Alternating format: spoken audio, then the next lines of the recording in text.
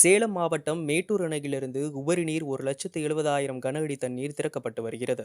கடந்த 3 தினங்களுக்கு முன்பு கரூர் மாவட்டத்தை வந்தடைந்த நிலையில், இன்று காலை 8 மணி நிலவரப்படி வினாடிக்கு 1,28,000 கன அடி தண்ணீர் கரூர் மாவட்டத்தை கடந்து சென்று கொண்டுள்ளது.